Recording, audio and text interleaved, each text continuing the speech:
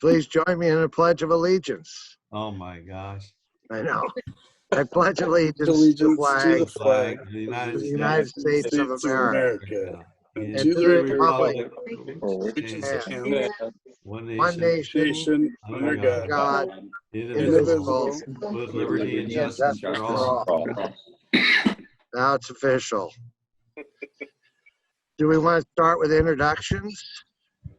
We can. I would. You can see everybody who's online. I think it's a little easier if I just read it off who's on the attendee list, so we can see who's not being able to be seen. And we've set this up so that attendees and you all can see your jurisdictions that you represent. So if you log in through that link, it should be that way. So we see the members here. We have quorum, and then we have 11 attendees. One's our phone number. So we got someone calling in, and then Brett Satterfield, Eric Underwood, Jamie Huff from Happy Valley, Jeff Goodman, citizen, Karen Burek from staff, Christina Babcock from County Transit, Marjorie Stewart from CPOs, Mark Ottened from Wilsonville, Mike Besner from staff, and Rick Cook from also Hamlets. And I'll also just take this moment to encourage us to keep us on mute. Please stay on mute until it's your turn to speak.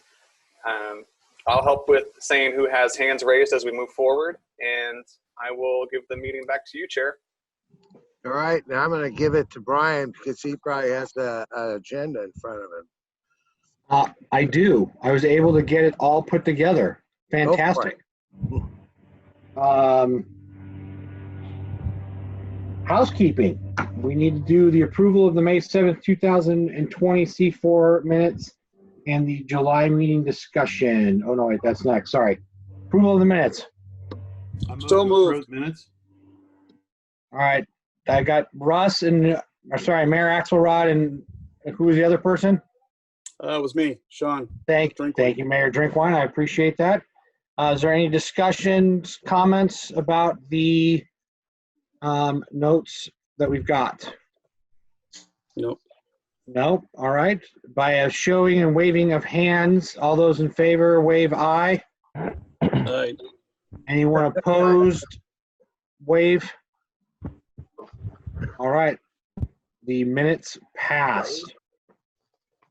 Next on the agenda is a discussion regarding the July meeting. I'm going to turn that over to Trent to take us through that conversation.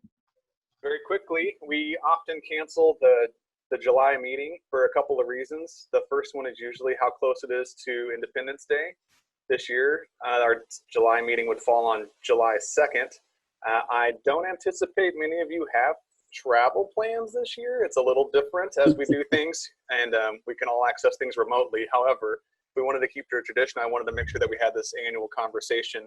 The other piece too is about we usually have the retreat, which butts up close enough that there's not much to talk about rolling into the July meeting. I'll say that's a little different this year. We do have some items that are stacking up, and the executive committee has asked me to create an exercise whereby this group starts talking about its annual work for the next year. And so we're going to have a discussion about that at the executive committee on Monday night. But this really is up to you. If there's a genuine desire to meet on July 2nd, we certainly have work to do. But it's nothing that couldn't wait till August. I know everyone's busy. COVID's taking up a lot of your time. So I want to put it on the table and make sure there's a discussion about it and help the executive committee move forward. Thank you, Trent. I appreciate that. Chair Bernard thinks that we should cancel the meeting in his opinion. I'm open. Is there any hands raised, Trent? Yes, Mayor Axelrod has his hand raised. Mayor Axelrod, please. Well, I just would respectfully disagree a little. I think there's a lot of stuff kind of going on, and since we're not having the retreat, and particularly some of the things even on our agenda today, there's elements that I think there's just a lot going on. I think it would be a good idea to meet. Okay, thank you, sir. Mayor Knapp. I would concur with Mayor Axelrod, especially in light of the transportation package, fast update that's been introduced in the House, and questions about how that's going to go. Would not want to be caught flat-footed if we need to be communicating with our federal electeds. I don't think it's a huge burden to go ahead and schedule the meeting, and if it turns out that we don't have to do anything, we can always go home early, I guess. Okay. Thank you, sir. I appreciate that. Councilor Kohlhoff? So I was today preparing some things, going back over materials on affordable housing, and I found the little cards from our retreat, and they were so excellent. I had really studied them. And what I'd like to convey to the people who put these presentations and packets together, how valuable they are, and even later when you're going back to try to review. So I'm definitely open to having the meeting on the 2nd.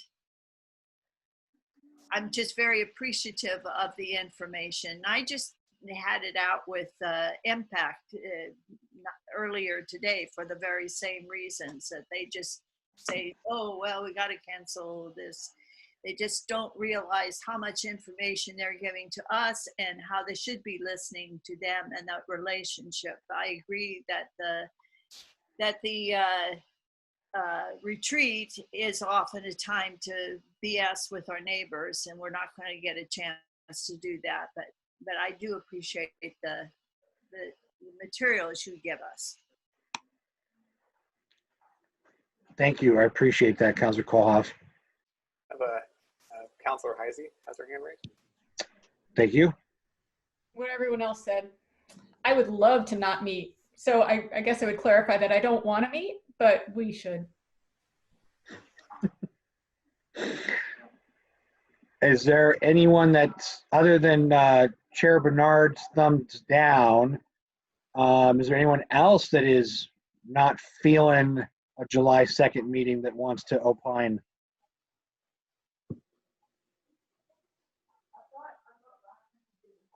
I've been convinced. Let's do it. Okay, I'm seeing some additional thumbs up come across and whatnot. So let's so it looks like You're the only one getting paid around here. What's that? That was kind of a joke. I said you're the only one getting paid around here. Who, Trent? Oh, the chair. Chair. Boy, I'm Wait. paying, that's for sure. Yeah. Well, all the counties are open now, right? So except Multnomah. Sorry, I couldn't resist. All right, so let's plan on then, Trent, it looks like we're looking at, let's schedule and plan for a July 2nd meeting. And if something changes and we truly can't come up with an agenda, which I doubt, we'll play it by ear and then give everyone the gift of time. But for now, let's keep it as a holder. Plan on zooming in for a riveting C4 meeting. We have good work to do, so I think we can figure something out. Okay, sounds good. Next topic on the agenda is the city engagement with the county's climate action plan. Presenting is Cheryl Bell and Eben Polk from the county. Thank you, Mayor. I believe that maybe our commissioners want to do a quick introduction about the climate action plan and what the county is working on before our staff gets going. Paul? Sure. We have been plugging away at trying to get the climate action plan moving. Those of you who have been following on the transportation side, I know that Tom Markgraf is with us today. I think he knows firsthand. I really try to leverage those new STIF dollars for and advocated heavily for electrification of TriMet's bus fleet, for example. I've asked staff to look really hard at our fleet and make sure that all our vehicles are as fuel efficient as possible. It kind of pains me at times to see so many jurisdictions, no offense to those who have a lot of SUVs, but You know, SUVs drink a lot more fuel than smaller cars, and I think that when it comes to staff vehicles, I think we need to be mindful. You know, there's savings involved in smaller vehicles as well. So, and also the type of vehicle you use, whether it's a hybrid or all electric. We're also looking, and Eben Polk will be telling you more about this and how we purchase clean energy options. And as we look, actually, even as far as resources for building or for our buildings, you know, whether, you know, looking at the concrete elements, looking at CLT, of course, as you all know. So it's something that the whole board is very supportive of, and I'm grateful, and would love to hear your input on this. And Jim, you want to add something? No, I'm good. You did good. Covered it. So that's what I have, Chair. Brian? All right, Cheryl, I think it's yours. All right. All right. Thank you, commissioners. Thank you, Commissioner Savas, for that introduction. So for those of you who don't know me, my name is Cheryl Bell, and I'm the Assistant Director of Development for the Department of Transportation and Development. And I'm happy to be with you tonight to share our efforts in assisting the board in meeting the climate action goal and in developing the climate action plan. So the intent of the plan is to focus on actions the county can lead on while acknowledging the role of key partners in this work. So our community are absolutely key partners, and the county recognizes that not all cities or agencies will approach this work in the same way. Some cities like Milwaukee and Lake Oswego have already adopted climate action plans. Some cities and organizations may want to use the county's process to help move their climate action work forward, and others may want to have limited involvement at this time. So as the commissioner indicated, we've been working on this for a while. So to give you an update, our RFP to hire a consultant to do this work posted on May 28th, and it closes on July 9th. The goal is to have a plan complete and adopted by January of 2022. And the consultant's scope of work frames a planning process that starts very wide and very inclusive with lots of community engagement on many levels, and then leads to a county implementation plan. So this meeting is the beginning of a conversation to learn how our partners would like to be involved in this process, so that by the time we have a consultant on board, we work together to provide engagement options for the consultant to pursue. For tonight's discussion, our primary question is, what would successful engagement around climate action planning look like to you? So it's important to note that tonight's discussion is an initial conversation. It's really an opportunity for all of you to have dialogue here amongst your colleagues and then to ask questions of city staff. The county will be providing avenues for further dialogue in a few ways. For cities, we'll be following up in the next few weeks with a survey that allow each city the chance to express their hopes for engagement in more detail. So there's no expectation tonight that you have answers, and we know you may want to talk amongst your colleagues and staff based off tonight's discussion before responding to that survey. Please know that following the survey, the county staff will then develop city engagement options to present to the Board of County Commissioners for their approval, and then we will be connecting back with cities directly. For other organizations and agencies, the consultant scope of work includes robust community and partner engagement. So there'll be various ways to participate in the process as it gets started. So to assist in this evening's discussion, there are some resources in your meeting packet for your use, and I think Trent may have sent these out just a minute ago. On page 6, county staff have drafted some brainstormed ideas of potential ways for how cities and other organizations may want to be engaged in the climate action planning process. For example, you may want regular updates through email to track the county's process. One option is a topic-specific opportunity to contribute to strategy development through a city committee or another formal avenue for input.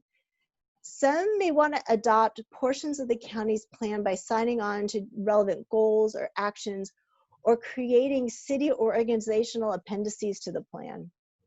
Some groups may desire separate climate action plans to create on their own that align with the county's work. And I realize for some of you, this may not be the time to engage in this project, or it may be outside your mission.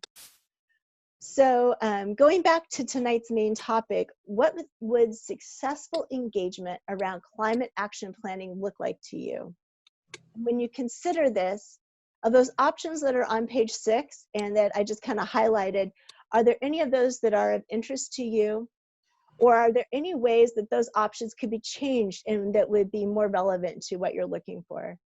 And are there options we haven't thought of in our brainstorming that you'd like to see in this work? So I'm going to hand things back to Trent to facilitate this conversation, this little introduction to our work.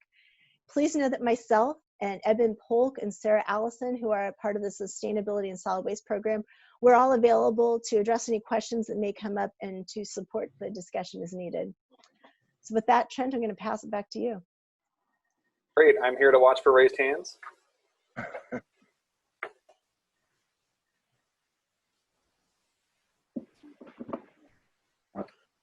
Mayor Knapp, I see you first.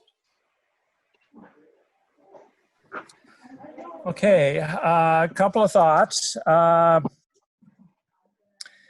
Climate impacts tend to be greater in more dense parts of the community, which means mostly in the cities, though I know you've got a shopping center over there that's in the middle of nowhere. It would seem to me that there ought to be fairly robust engagement with the cities to define what actions will be most effective, and that means in concert, pretty significantly with the cities. Also, we've got the situation where you've got Metro working on a program, and we need to be coordinated with Metro's climate smart strategy, and I'm not sure how that's intended to be done. And incidentally, we have a new climate officer at ODOT, and since we're supposed to be about transportation, how are we planning to work in with that? So there's a variety of things that seem to me to call for something other than the county putting together something and running it by the cities to say that, is this all right with you? I think that we need to be collaborating significantly more than that, and I think that that includes using the resources of our city staff people that don't always get early engagement on this kind of thing.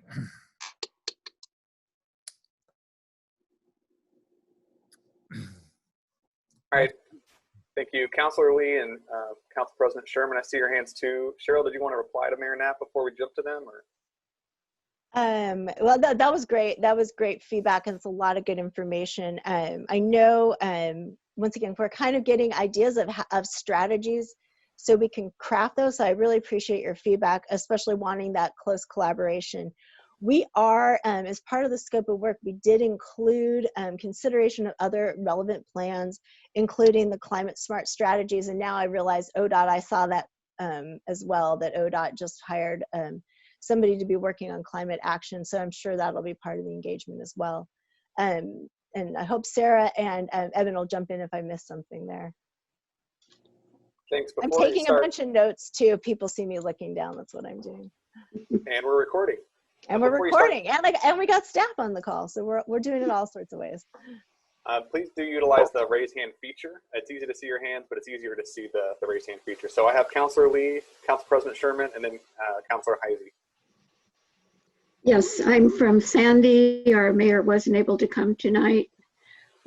We just started working on our climate action plan about 3 months ago and put together a committee that has 2 of us counselors on it and some of the department heads. We just found out last week we're part of the cohort that Geoscience Institute is providing some funding to. So we hope to expand our plan beyond just the city's internal workings to the community as a whole. So we're looking forward to doing some parallel work along with the county and hope to be part of the county's plan eventually. So I think it will really be helpful for us to be working in the same frame, more or less. So I appreciate the opportunity. That's exciting. Congratulations on being part of that program. It sounds like it's good timing for our plan. So that's Right, great excellent. feedback. Very good. Couple thoughts, and I would echo Mayor Knapp's sentiments. You know, communication is going to be key, and I think if we're able to leverage our respective jurisdictional staffs, that could be very helpful for us as well. So, you know, in addition to providing kind of regular updates, maybe utilizing the participants at the on the Clackamas Technical Advisory Committee as a resource as well might be helpful. You know, I would assume that this process, the plan itself, is going to be data driven. So thinking about kind of how and when to make that data, those plan assumptions available to the city so that staff can kind of learn from them and leverage them might be helpful. And as we move down that path, maybe hosting workshops or doing some work at the city level with staff so that they can kind of get a common understanding of how these data points are going to be used. That way we can kind of, again, leverage the resources at the local level. You know, maybe once the plan is done, putting in place some type of, you know, meetings at the local level to present those findings in a kind of a regular recurring fashion. And when I think about even the city of Happy Valley, and this is very helpful for us because, you know, our city council management team, when we met earlier this year for our annual retreat, you know, one of our primary goals is smart growth. It includes creating a prioritized climate action kind of a toolkit, a scoping analysis in 2021. And I think based on that, it would be very helpful for the county to provide us options that we can then develop separate climate action plans from that input. So those would all just be, I think, very helpful things for our city. That's great feedback. Thank you. Yeah, we are. I know Commissioner Savas has been a champion of this, being really data driven and looking really deeply at the data and being science based. And so that's a big part of this plan. And we're definitely, we just completed a greenhouse gas emissions study that is going to be one of the baselines, so we can start having a baseline and looking at metrics as we go forward. So I appreciate that feedback. All right, thank you. Councilor Heisey, followed by Mayor Axelrod. Thanks, Trent. So I'm speaking from the perspective of a city that has been working through its climate action plan for about 1.5 years now. And I also want to throw in a little more information from being the vice chair of LOC's Energy and Environment Committee, but I may need to circle back to that. And I'm very tired, so my ability to track is compromised. Feel free to call me out if I'm missing something that I promised. That said, I feel like, and I don't have an answer on how you do this, but the more modular whatever the county comes up with, I think that would be most useful to cities in many ways. Just because I do think that there are different pieces that will be easier for cities that are more urban to learn from and adopt, and other pieces that may apply more broadly to cities that are urban and are not urban. So to the extent that you can try and think about it from kind of a modular perspective, I think that might be helpful in creating a really useful outcome for all of the different cities in the county. The other thing that I would say is when we put our climate action plan together, that getting that data is messy and expensive, real expensive. And one of the things that we talked about on the LOC E&E committee, and we just forwarded our 5 policy recommendations to the executive board of LOC. So we'll see where that goes, but everyone will have the opportunity to vote on those. But one of those recommendations was to try and work with the state to, they've been very focused on state level climate data for the past several years, and just calling out that really we have this, we're kind of at that critical juncture where cities are really working on this and taking this work seriously. So are there ways that the state can shift its focus to look at data on a more localized level. And that's actually a piece that is in their work plan. It's just that they have it at a different point in the process. So we're going to try and forward a request. So I'm hopeful that there may be a better partnership there for the state to help the county in the work it's trying to do, because I know that's really technical and expensive, and getting data that you really feel good about and can trust going forward is also a real challenge.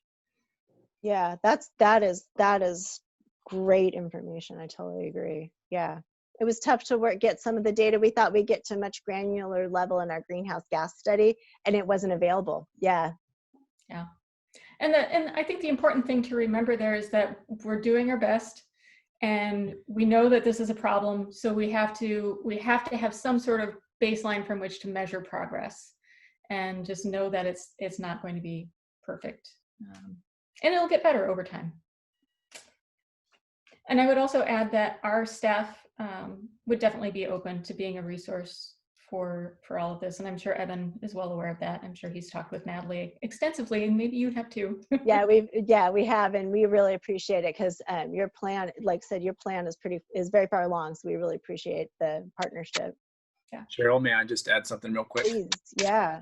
Yeah, I'll just appreciate Milwaukee staff's accessibility. Both Peter and Natalie have been very helpful, and having participated in the process myself as a committee member, have had a lot of thoughts about what went really well and what the challenges were. And then I just wanted to add one thing to what Cheryl expressed a moment ago about the greenhouse gas inventory, which is just to make sure you're aware that our administrator, Gary Schmidt, sent that report out to your city managers today. Thanks. Thank you. Mayor Axelrod, I have you as next, followed by Councilor Lewis. Oh, okay. Hey, that's good to know about that inventory going out. All really good comments so far. I would echo too Commissioner Councilor Heisey's comments about the modular elements. There is a lot of commonality in all these plans.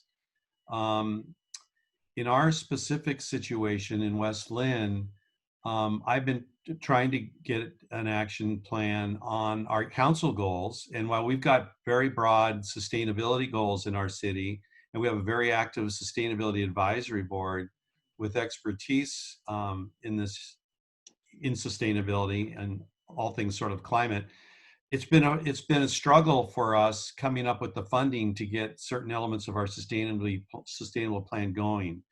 Particularly appropriate audits. Energy audits is a big deal to get those done properly. And that's one thing I kind of want to check in is, where is the county on its auditing? Obviously, you just indicated your greenhouse gas emissions inventory, which I'd be interested to know more about. But elements of the auditing portion of it, we took a close look at like Oswego's plan, our sustainability advisory board did, to see if we might be able to kind of adopt a subset. We have a sustainability plan which has most climate elements in it, but it's a big plan. And so we were looking at trying to, pull out an appendix, and we got real excited because we don't have the staffing really to do that, or there hasn't been a commitment of budget to do it, certainly. We're very excited about working closely with the county on what you might pull together. So we're very eager to help, to participate. I'm not sure about staff commitment to what degree, but I think we'll want to explore that and see if we need to pursue something other beyond our advisory board members who might contribute to that process. So nothing really concrete in there, but to express that we're very interested in working with the county on a plan, and how again the approach to keep things modular, to keep things kind of simple, and then to recognize those elements that are really sort of maybe city specific or area specific that could be developed at a more a granular level within the cities, and maybe we could break those out. So I'm looking forward to that. How we approach that, I'm not exactly sure, but we're eager to help and eager to participate. Thank you for that, and I really appreciate the feedback on the modular piece. That's good. That's helpful for us as we consider kind of what that looks like. Councilor Lewis, you're up, followed by Tom at TriMet, and then Commissioner Savas.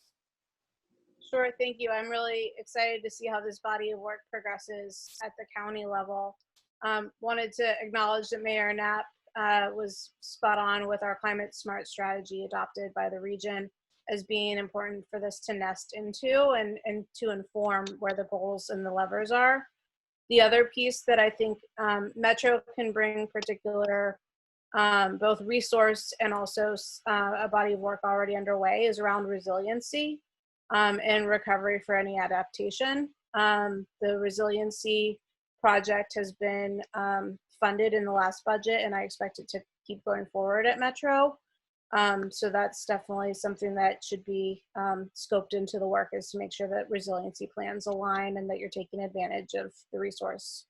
The staff member's name is Sasha Pollock, and she's basically under the Chief Operating Officer. So you can definitely learn more from Metro staff on that work. Thank you very much. That's really helpful. Thank you. And thank you, Councilor Lewis. Just I will add, we have connected with Sasha at a couple of points in the last year. Thanks.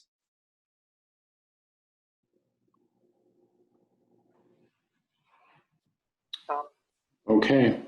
I just want to thank all of you for this conversation that you're having. I think it was about a year and a half ago, my boss, Doug Kelsey, and I were meeting with the mayors of Clackamas County in West Lynn. With Mayor Axelrod hosted us, and I think we all talked and agreed at that point that the rubber really meets the road at the county and city levels. And if we're going to make a big difference in climate change, it's going to start with policies at the city and the county. They're going to make all the difference in the world on this. And it was exciting to see the mayors nodding their heads on that one, and Mayor Axelrod really speaking, and Mayor Knapp speaking very persuasively about that. So it sounds like a lot of good work and good foundations are there. So well done. Thank you. Commissioner Savas, and then I have Martin Myers, followed by Councilor Ivey again. Yeah. Thank you all. I just want to just share something and let you know I'm kind of doing some research on to find out where those savings are.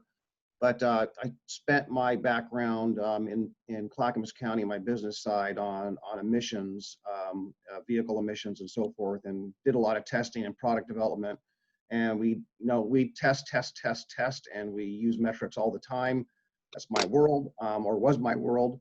And what I've been trying to point out at the regional level is that, I know we get caught up in the concept of cars idling and what that is, but I just want to remind people to take a 3,000 pound, the average light car, small car, weighs about 3,000 pounds. And if you can imagine pushing a stalled car that's 3,000 pounds, it takes a couple people to get it moving, but once you get it rolling, you don't need to work as hard. So imagine it's not just about cars idling, but it's the stop and go. A lot of energy is wasted, a lot of dispelling, and I used to measure that. And if you look at the tailpipe emissions, and we had onboard testing equipment, you look at the tailpipe emissions, and every time you step on the gas, they spike. Every time you let off the throttle, different emissions are emitted, and they spike. So you have this constantly changing. So, we've had this great opportunity, and I'm reaching out to a friend of mine who owns a trucking company. From the initial call, his answer was, yes, we have. My question was to him, are you seeing a fuel savings? And he says, absolutely, we're seeing a fuel savings, because now there's been, it's starting to creep up, but they saw significant fuel savings. They run the I-5 corridor every day, several trucks. They're going to the same places, they're doing the same thing, and they're seeing significant fuel savings. When you multiply that out and do the math on it, that's a lot of CO2. And I always try to make the argument that when we look at some averaging numbers of modeling, the error I think that there's made is that they're generalizing that, an average makeup of cars, but we're on the I-5 corridor. Portland's bisected by the I-5 corridor. So there's a lot more trucks maybe than a lot of other areas. We got to realize that they're going through our communities, and they dispel a lot of emissions that are carcinogenic, are carcinogens. So therefore, I mean, that's got a greater risk as well. But if you just look at the CO2 aspect, I just wanted to point that out, that I don't know how much a truck weighs. The average truck weighs loaded, unloaded, but it's way more than a 3,000-pound car. So you can imagine how much fuel's wasted. So that's one avenue. The other one I think we ought to be talking about, again, we learned a lot. Another opportunity is that this distance learning, virtual meetings, less people, more working at home. I think there's a savings there, a fuel savings. And I think even if you look at the life cycle of a car and the carbon element of actually building a car, but I think we ought to be trying to capture that and try to help advocate for better and more complete broadband service around the county as a means of being green.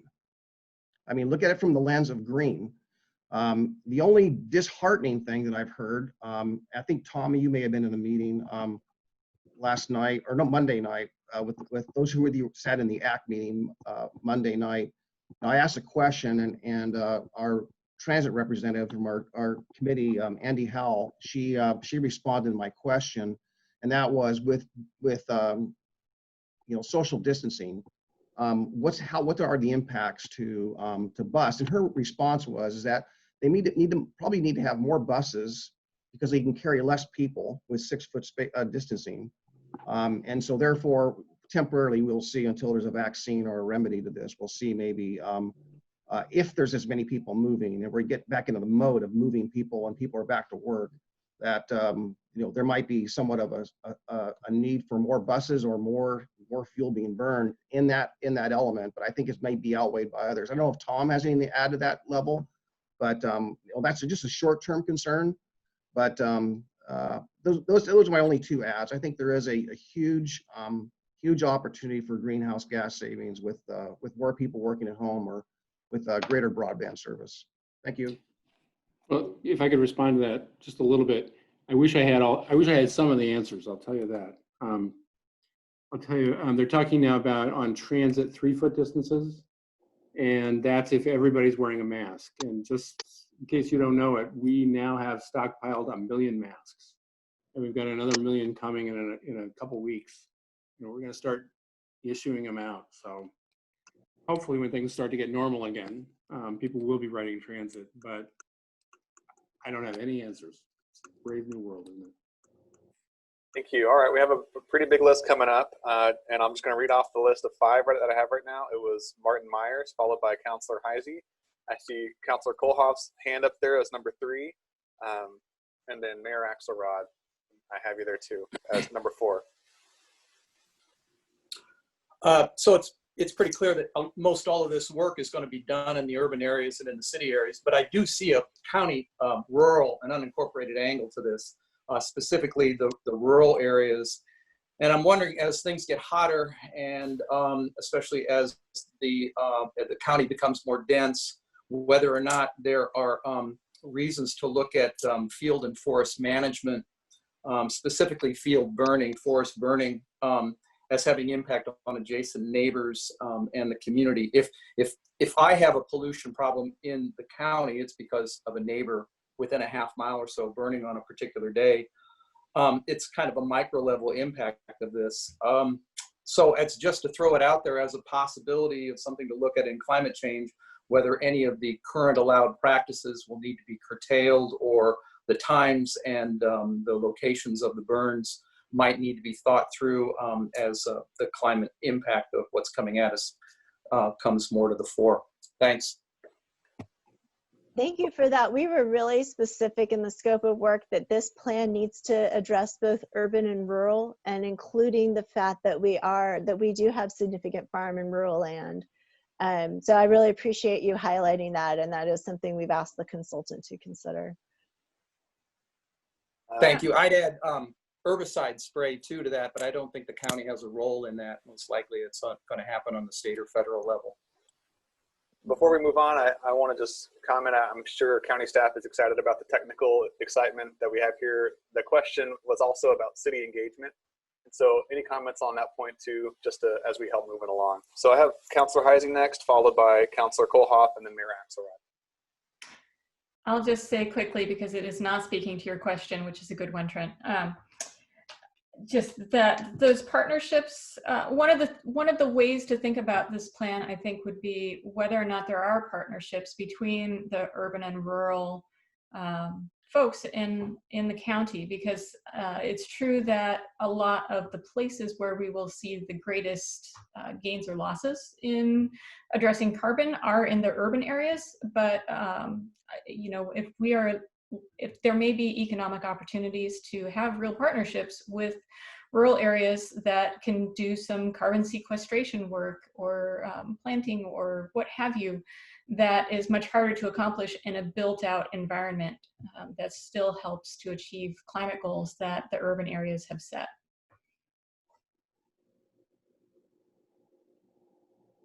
Thank you for that. A couple things. I had heard that somebody actually, I guess it was Mayor Axelrod, that had actually looked at our climate action plan. That took 3.5 years, and a lot of it came out of Milwaukee. On the other hand, it's good. It has a lot of initiatives and very specific ways, who's responsible, when we hope to do it. What's missing and why we're going to keep working on is the equity piece. And that is now going out partially. It's my job to try to reach the various groups who have something by far to say. So specifically, we had on transportation almost nothing about transit. But about electric vehicles, which is craziness, because that's clearly an equity issue. So the long and the short of it is, I'm hoping to learn more from you. And I think, though, what we did do in the areas that we did well on are worth scamming on. The other two things I thought I would let you know is this.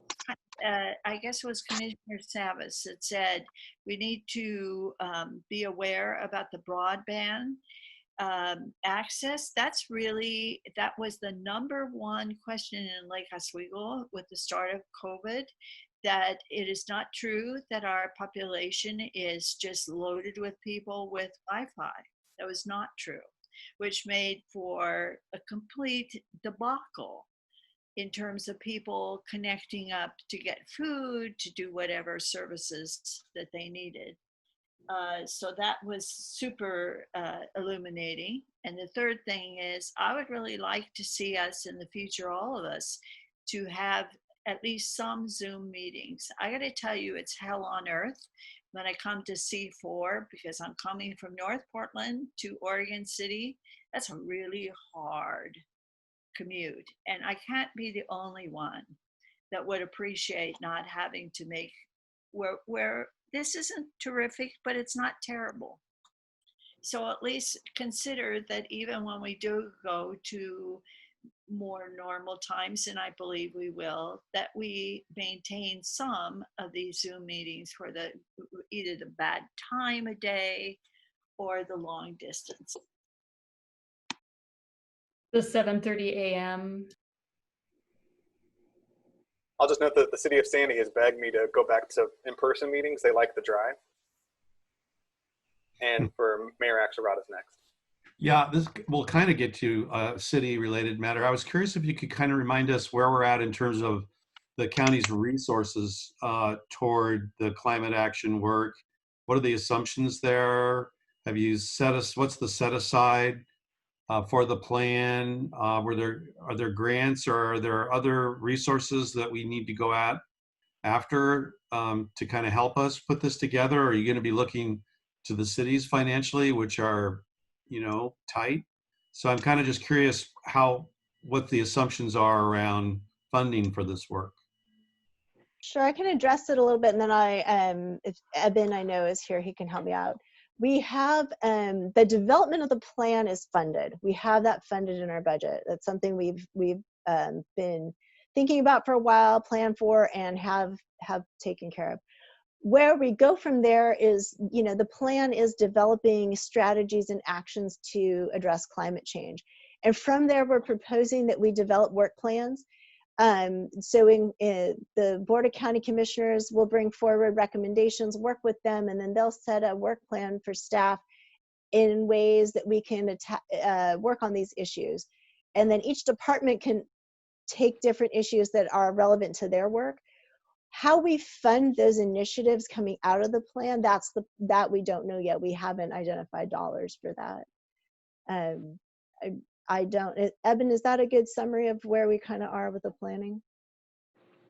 Yes, I'd say that's great. And we haven't, I would add that after we understand the diversity of opportunities and preferences for engagement with cities, then it may make sense to return to that conversation around city commitments and participation. And that's one of the reasons why we want to have this conversation today.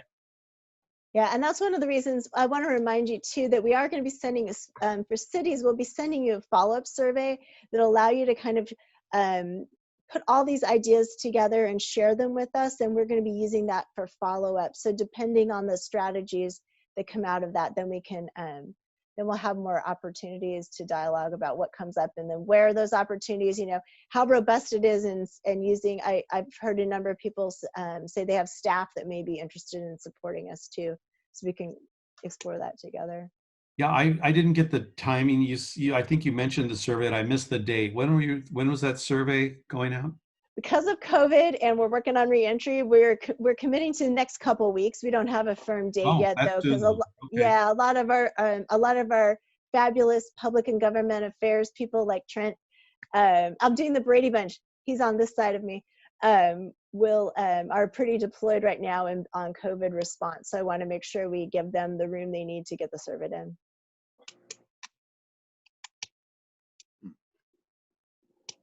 All right, I don't have any other hands up, but you know, staff, you were asking for city engagement. I know we're going to do the poll here in a little bit. It might be nice, city members, if you can kind of give them a straw man. If you could turn your camera on, I'm just going to ask you, you know, again, straw man poll for our staff to have a feeling for what's next.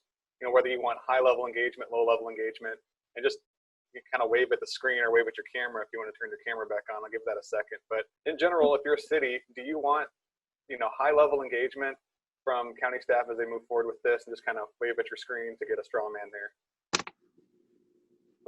All right, what about, and I've heard that from a lot of cities that they do want to be, you know, more engaged as this goes on. What about, you know, this is not quite in our wheelhouse right now, but we want to, you know, stay in touch? Got a couple of those. And if you have a feeling there's something in the middle there, you know, if you want to raise your hand on that, that'd be fine too. All right, staff, I hope that helps a little bit, and maybe we can use that to frame our survey, and I'll help send it out in the coming weeks. Perfect. Thank you so much for this opportunity. It's my first C4.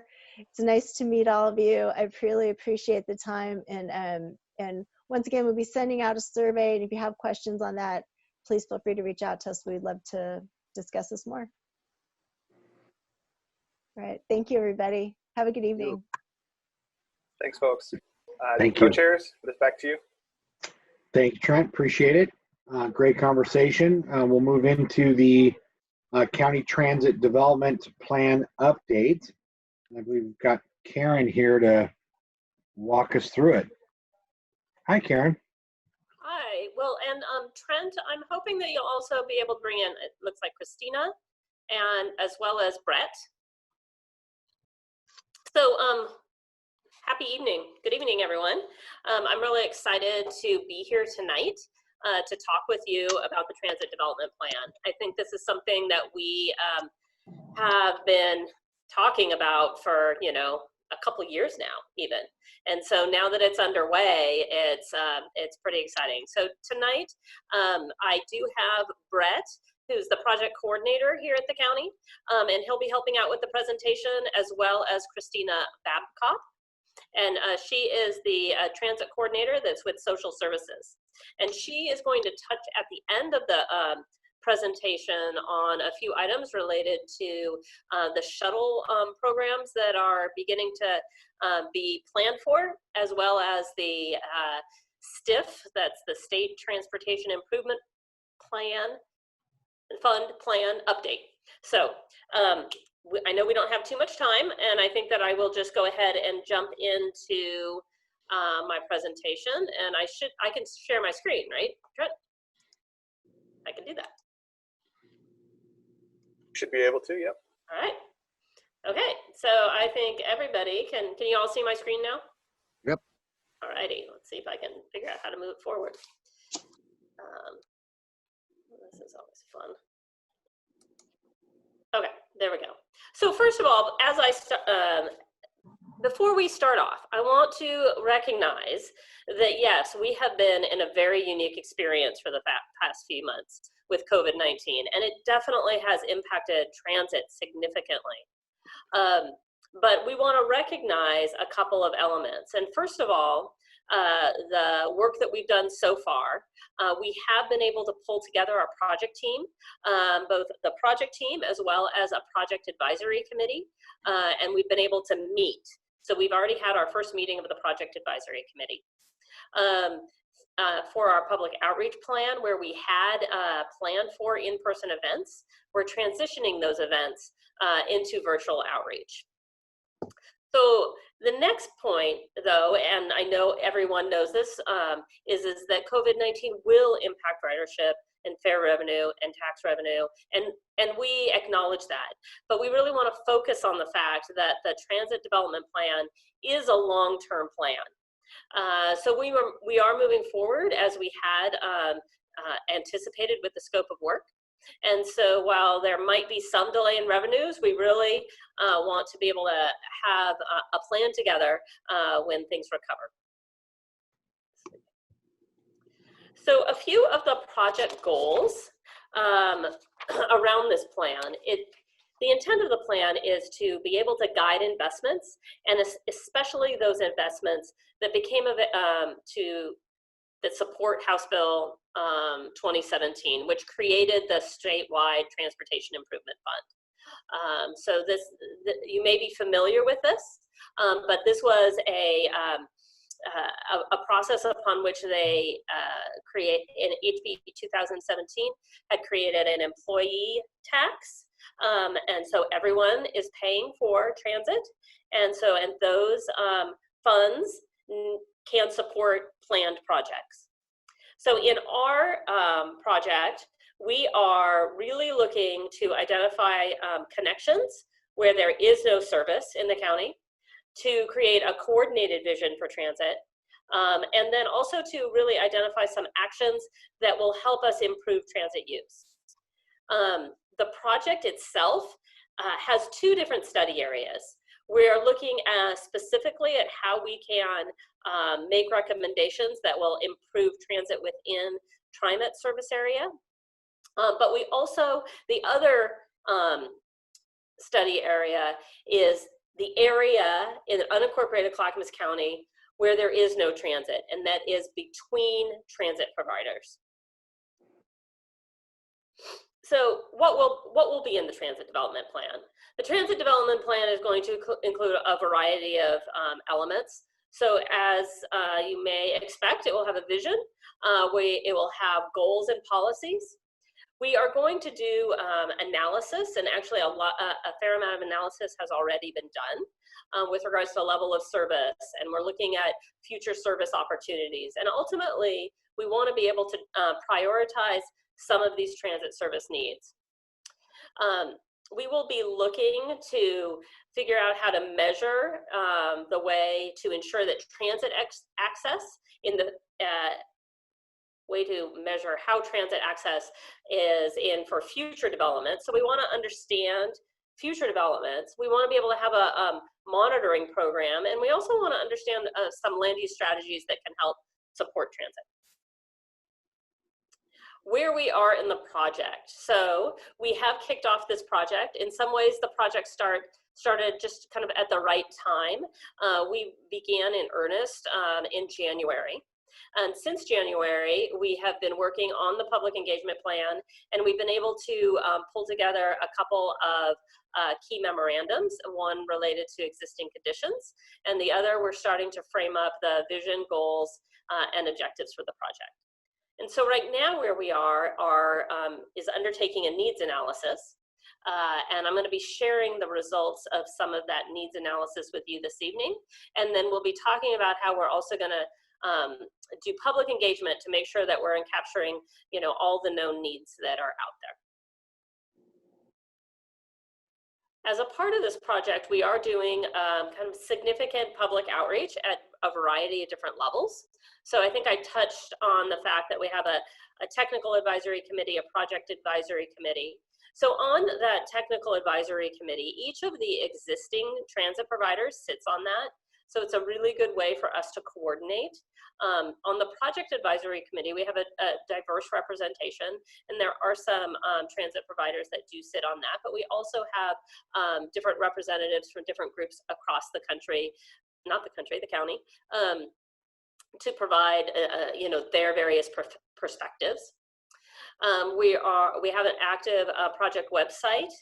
In the meeting materials that you received when Trent sent out, it has a flyer about the project, and it has the website on that. We will be doing some virtual events. We will be, and today we are actually kicking off an online survey.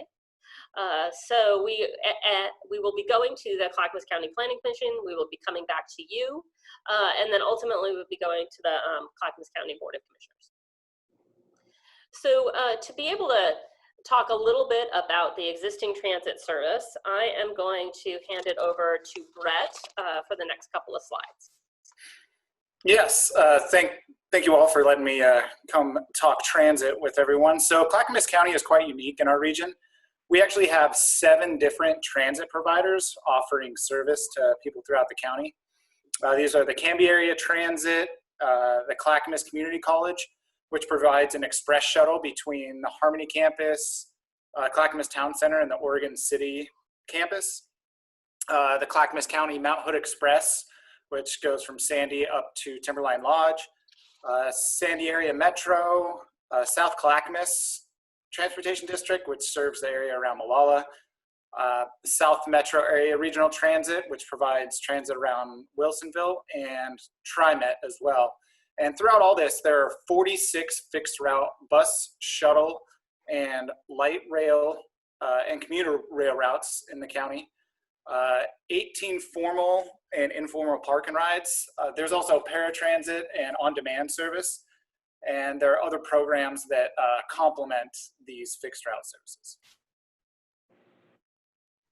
So this is a map of all the transit providers in the county, and you can see that TriMet primarily serves the urban area in the northwest portion of the county, and then each area, all the providers that I discussed earlier, you can see their routes. Wilsonville actually has a service that heads down to Salem. CAT has a service that travels south to Woodburn and north up to Oregon City. And Molalla also, South Clackamas has a service that travels north. And one thing to notice is kind of the east-west connection in kind of the rural areas isn't as, it's kind of an area that we thought might be prudent for this process. Another note with this is all the other agencies, all the other transit providers in our county have done a similar process. In 2017, both SMART and CAT wrapped up their transit development plan.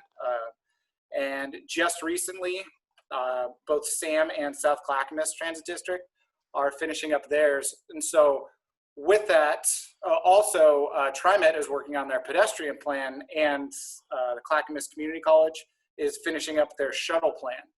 With that, that provides all of the input that we can gather from those plans is going to be very useful to provide the most comprehensive transit development plan for the county. This is just kind of a zoomed in map so you can get a better idea of where TriMet,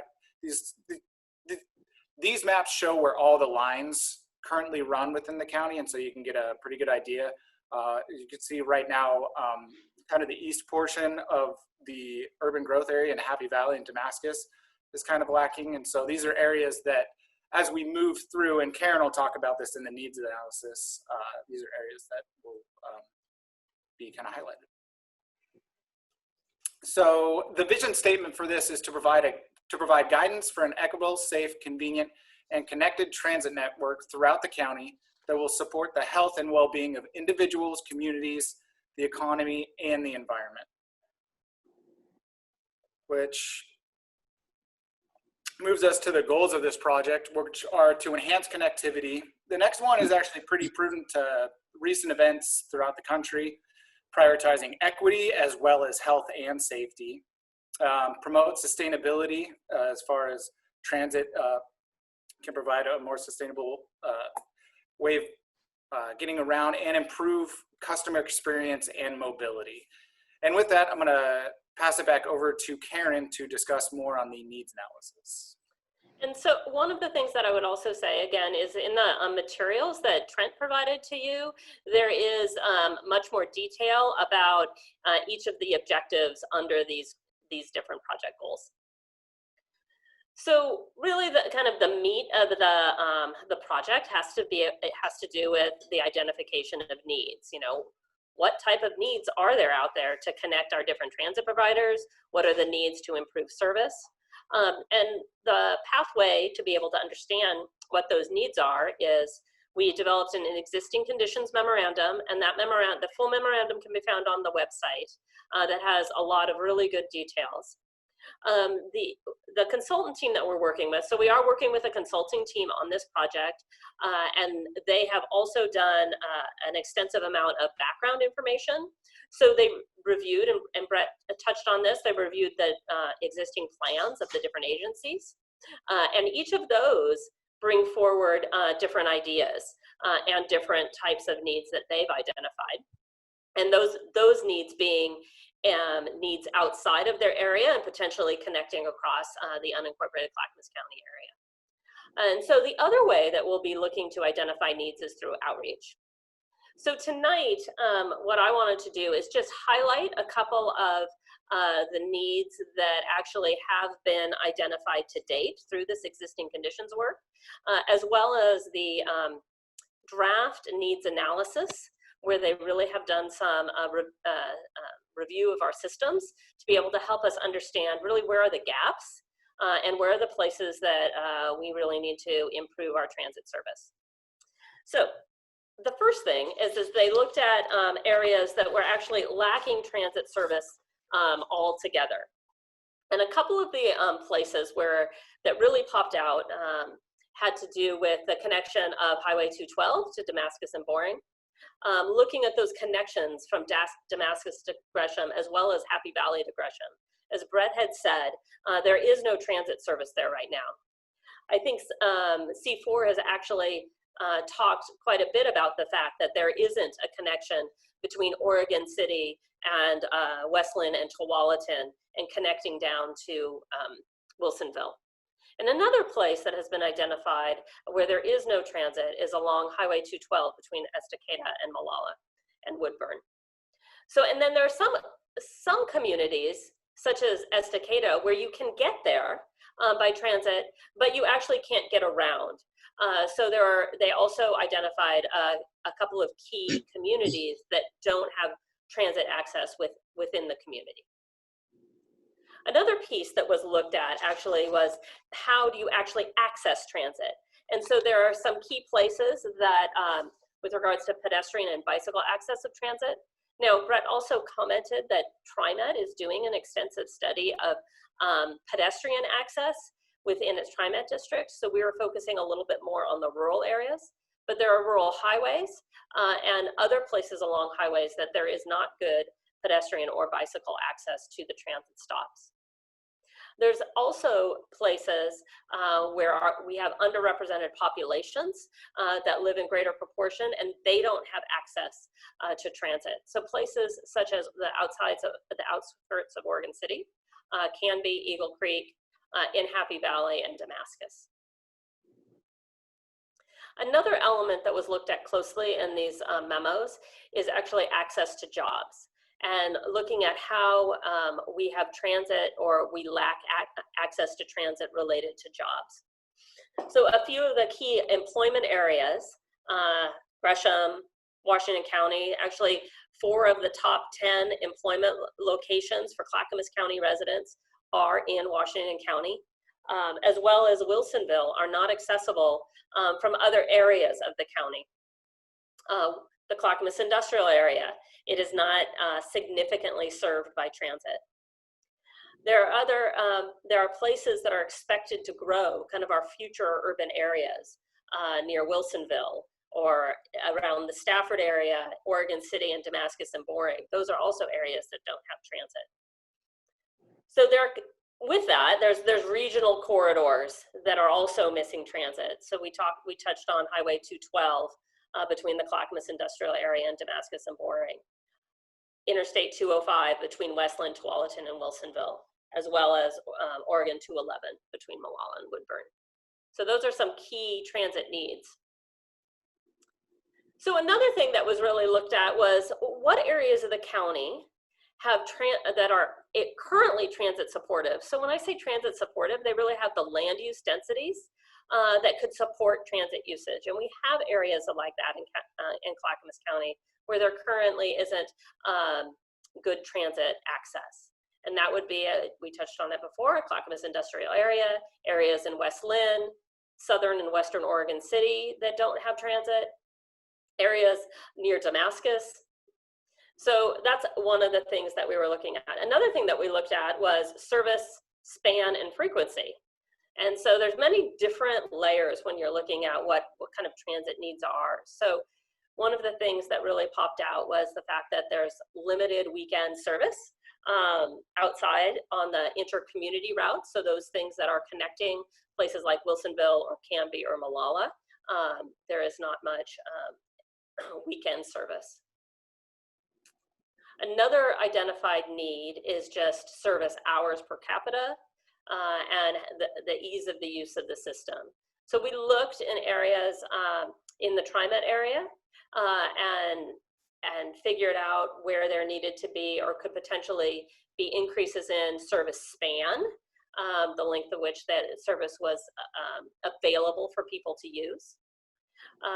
There also are places where transit in the urban area can raise, let's see if I can read that properly. So increased transit in urban areas can raise county per capita service levels closer to Washington and Multnomah County.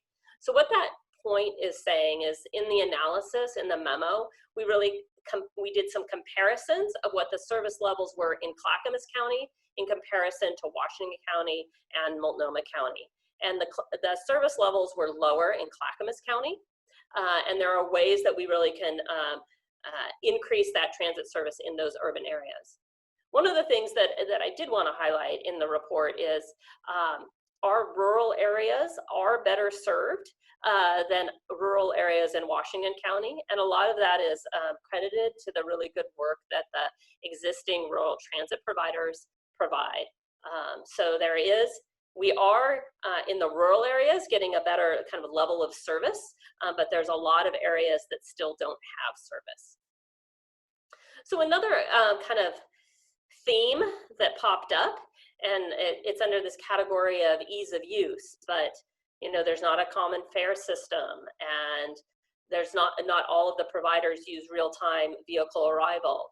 So there's different technology pieces that really would benefit just the coordination between transit providers. I think we talked about a couple of the gaps. We looked at the existing regional plans, and some of those regional plans already identified some key gaps, and that was there's some gaps between the Clackamas Town Center, Gladstone, and Oregon City. There are gaps, Westland, Lake Oswego. So we really looked at those other plans where they already had these gaps identified. We're also looking to use our outreach to help us identify gaps. So kind of in summary, with regards to the needs, we kind of are placing them in these different categories. There are new connections that are needed, there's new local service, and there's additional transit service. And there are different needs in different areas. So with this is a wild and crazy little map, but a couple of key things that might be helpful to pop out are the blue and the green lines really are the places where there are not transit now, and there isn't a need that's identified in a plan. So that's really kind of a unique thing that's come out, and it says, hey, we see that there's a need there.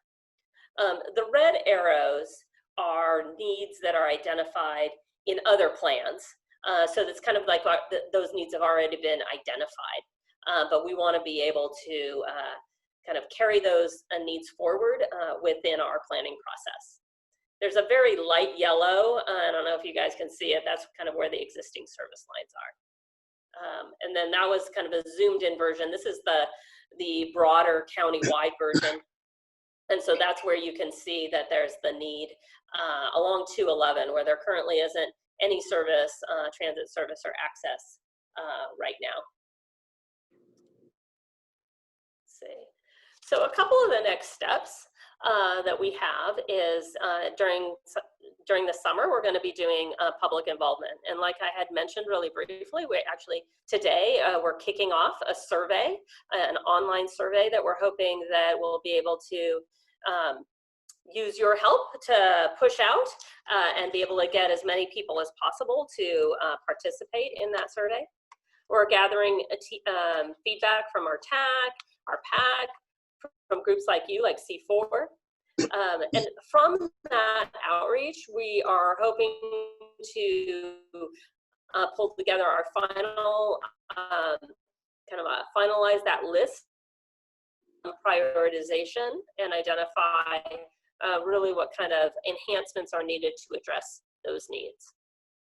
So that's a broad picture of what the next steps are for this project. And I think right now I'm going to pass it over to Christina to be able to talk briefly on the shuttle project and the STIF.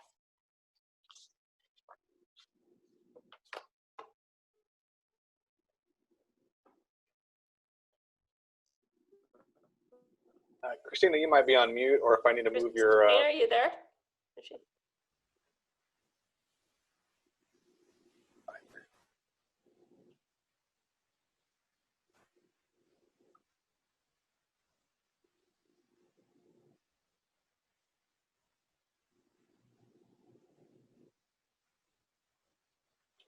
Are you guys here? Oh, and then you muted yourself again, or it muted you again. Can you click it? Okay, let's try this. Good. Okay, so I'm Christina. I'm the transit coordinator here at Clackamas County. Happy to be here to talk to you guys a little bit more about the projects that are currently going on. Karen highlighted a few of them as already being identified as needs in the transit development plan. So we'll talk through some of those. Actually we have 4 current shuttle projects going on. 2 of them are the Oregon City and Clackamas industrial last mile shuttles. So these 2 projects are well underway, looking to start implementation in September. We have a consultant on board that's doing some full planning and financial modeling for these. They've completed the Title VI report. We're working through some needs assessment memos, stakeholder interviews, public engagement, and public engagement has changed quite a bit since COVID has occurred. And so much like Karen talked about, a lot of our public engagement events have moved from in-person to more of an online approach, and we're having to get creative about how to reach out to employers and employees in the areas that we're trying to target. So we're working through all of that. 2 other shuttles that we are working on are the Milwaukee Industrial Last Mile Shuttle, and then this key connection between Tualatin, West Linn, and Oregon City. Now these 2 shuttle projects right now are more focused on an initial feasibility study and needs assessment. No target date for implementation at this point. And so again, Oregon City and Clackamas are working towards implementation and looking to see how those are going to be applied within the county. And then the last 2, the Milwaukee and Tualatin West Linn commuter shuttles, are more of a long-term planning process where it's just starting to get off the ground. So let's talk about STIF a little bit. Karen, if you'd flip that slide for me, there we go. Right now we are in the FY 1921 biennium. It's a 3 years just because of how it fell. But some of the projects that have either been completed or we're undertaking are listed there. So I spoke about the last mile shuttles. Those are obviously currently in progress. There was a expansion done up on Mount Hood. So we have 2 different services up there. One is an express service that goes from the city of Sandy up to Timberline Lodge. With the help of STIF funds, we were able to add a run there. And then we have a village shuttle service, which serves the rural communities out there along Highway 26. And we were also able to add 1 additional run daily to that. We are working with ODOT and the Forest Service and a number of different other entities to put out an RFP for some planning surrounding a transit hub up in the Mount Hood area.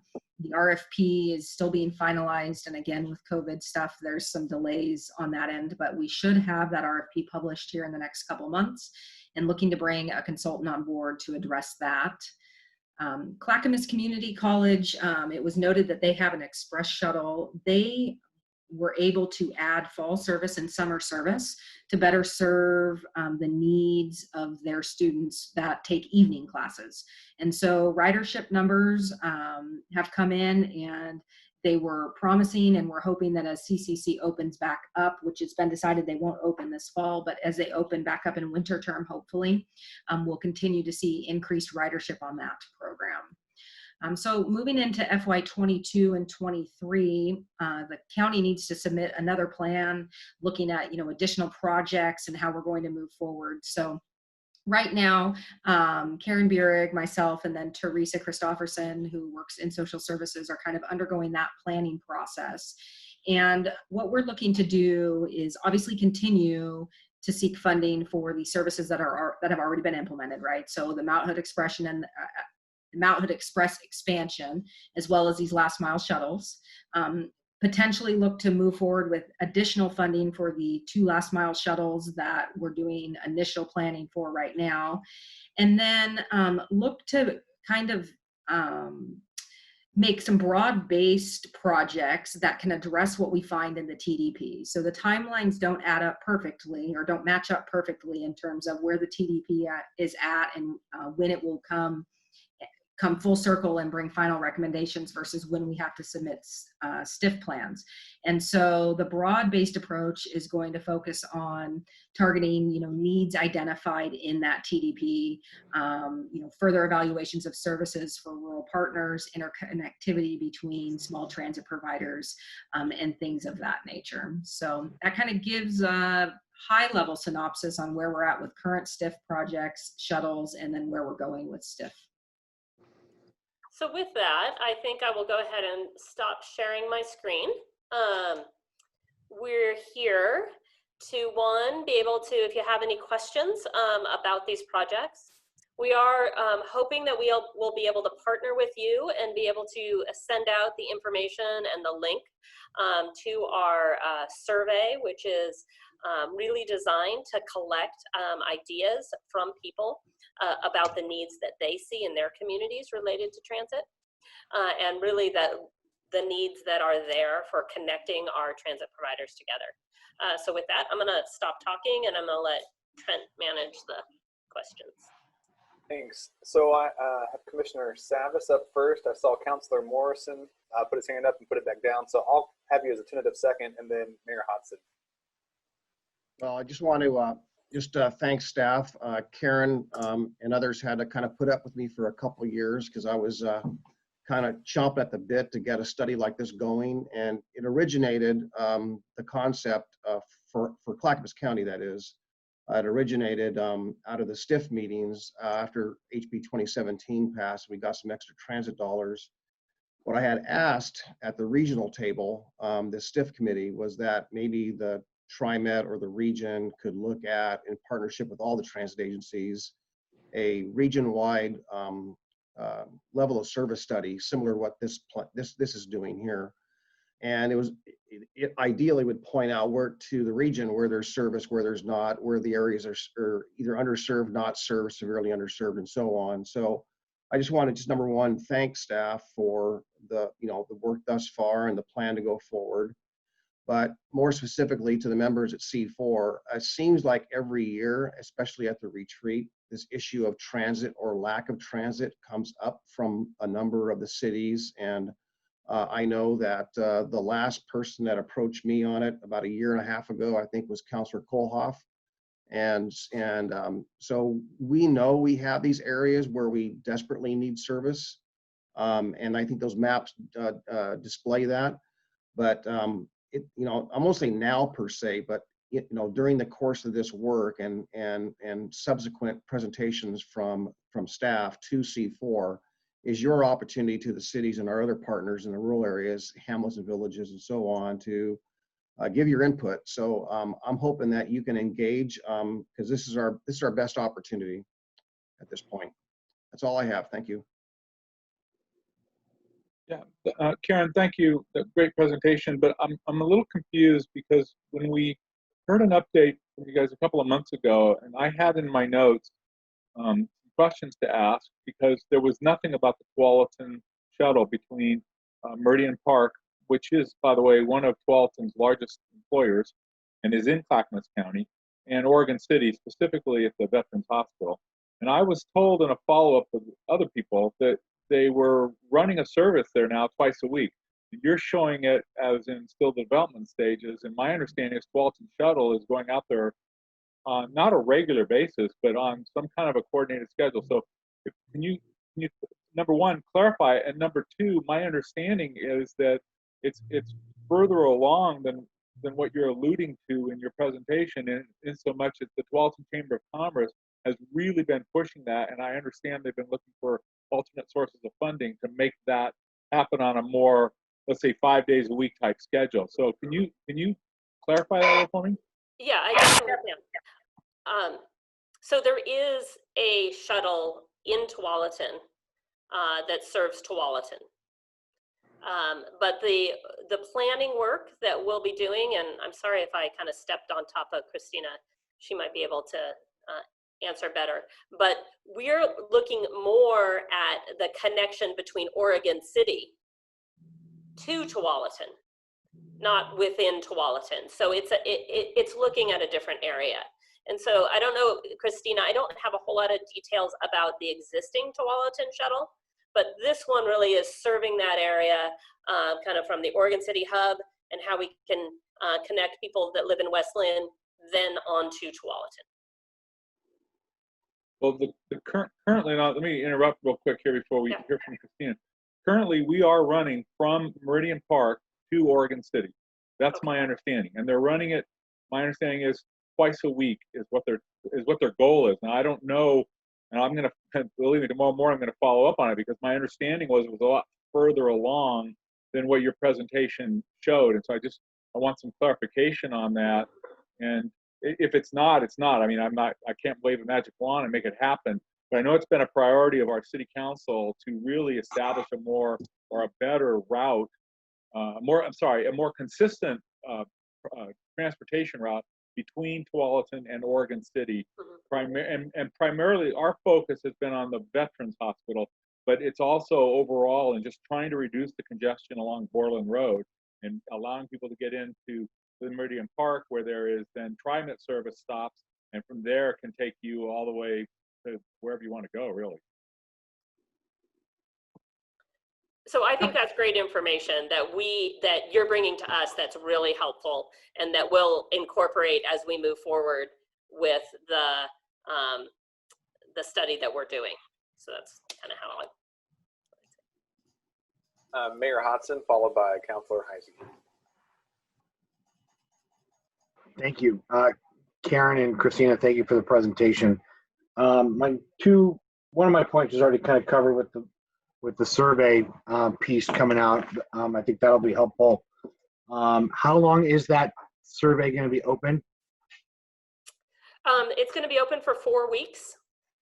So today was the first day we had it linked up. So I believe it's until July 2nd. I think I saw a date that said July 2nd.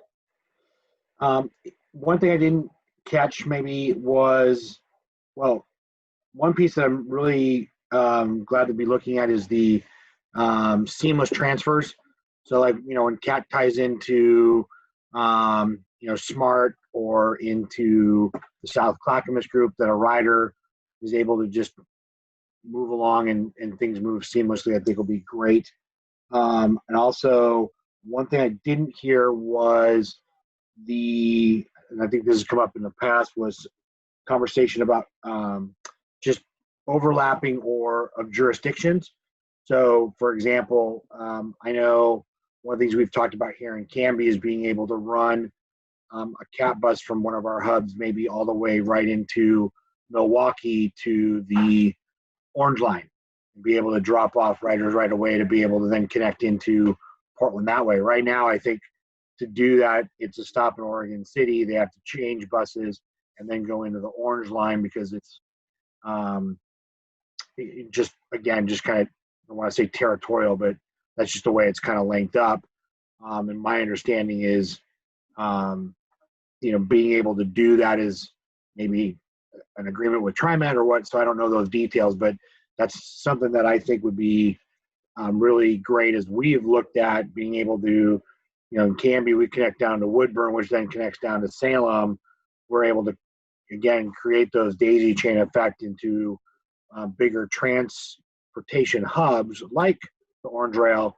That could be really something that's beneficial to us here in Canby, and I think to the other rural cities as well.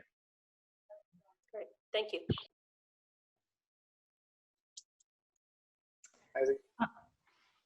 I just had a question, because this comes up over and over again when we talk about transportation, and that is, have you or will you be giving any consideration to just the housing needs analysis that Clackamas County has done, and interrelationships between this work and where we have affordable housing needs identified and where we know that we will have future affordable housing development going in?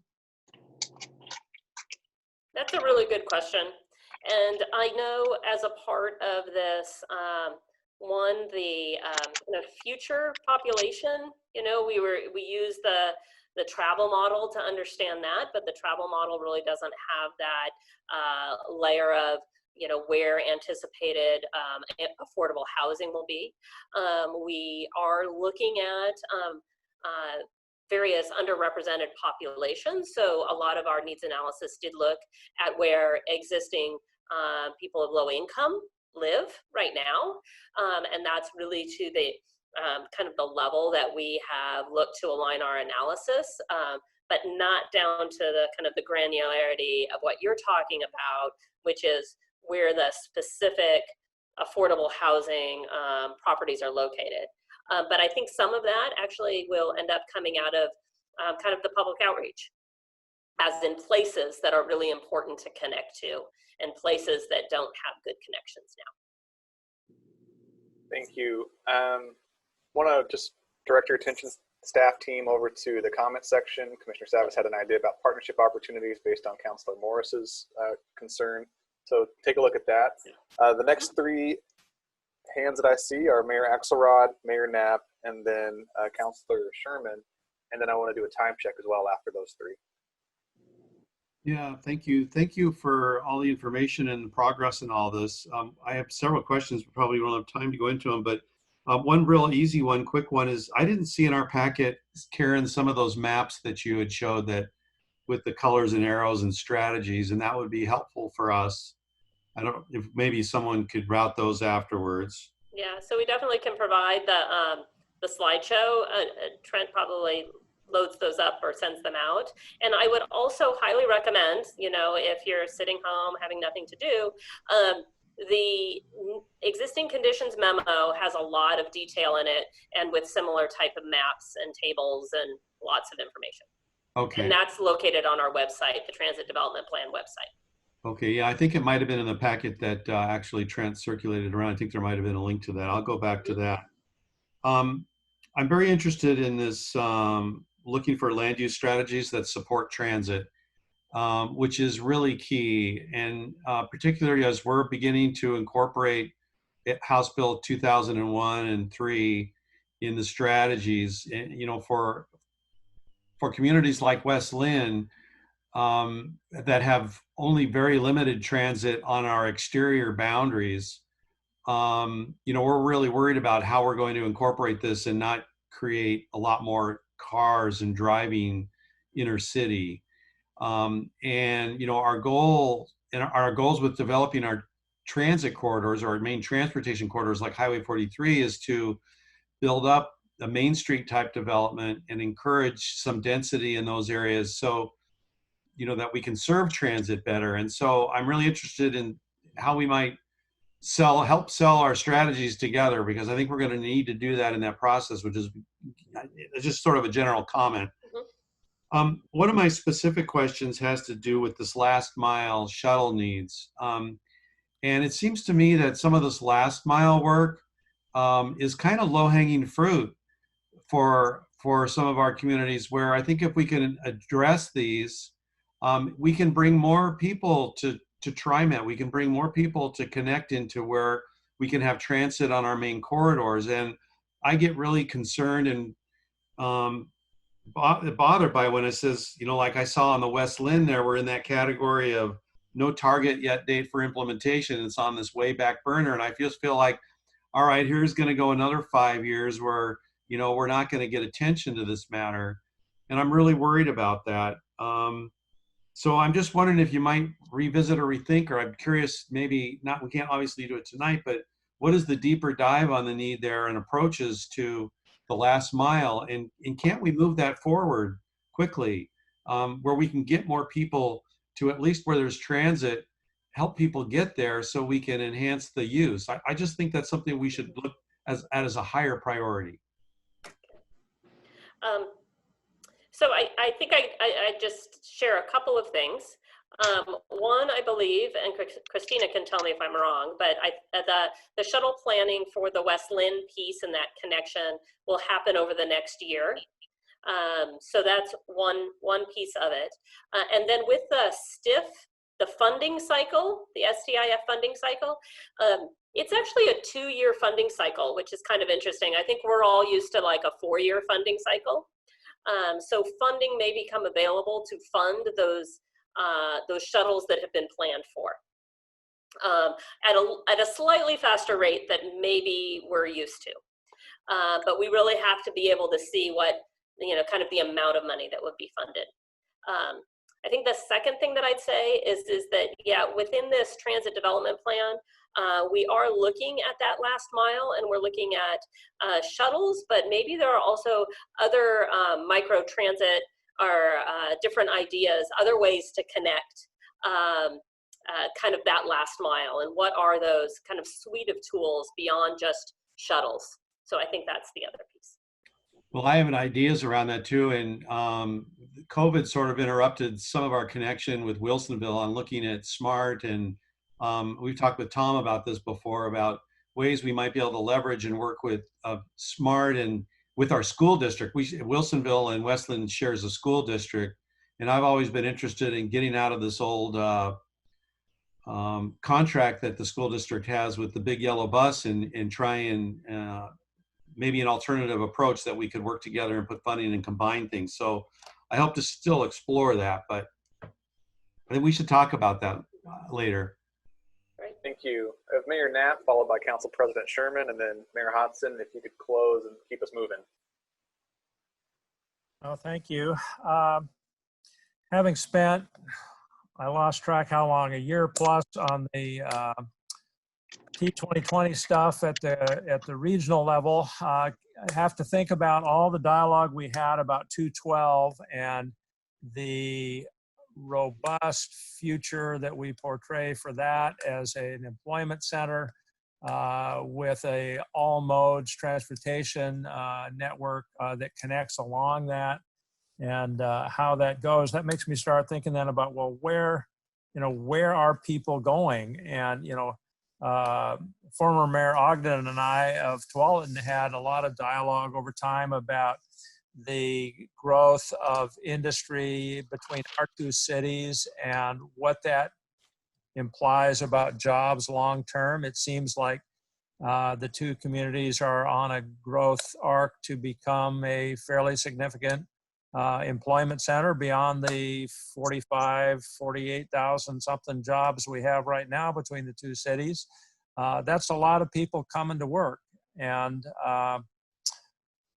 so, I mean, that's kind of in the west end of the county. The 212 piece is kind of on the other end of the county, but we should really be thinking about, you know, the long-term growth trends, it seems to me, and where we expect the needs to be over not just the next few years, but over a longer arc. And what planning should we be doing now to be prepared and to accommodate those long-term growth patterns?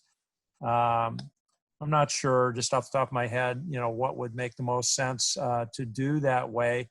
But I do kind of had a feeling like we're sort of playing catch up, you know. Well, we have a little bit of need over here. We need to get something started over here. We have, and somebody else has got a little need. We got to run a shuttle out there. I mean, it doesn't really feel like we have a plan that encompasses the magnitude of our economic future, you know, across the county. And somehow it seems to me like we ought to be planning our current work within the context of that larger, longer range piece. And that's pretty conceptual. It's not very specific.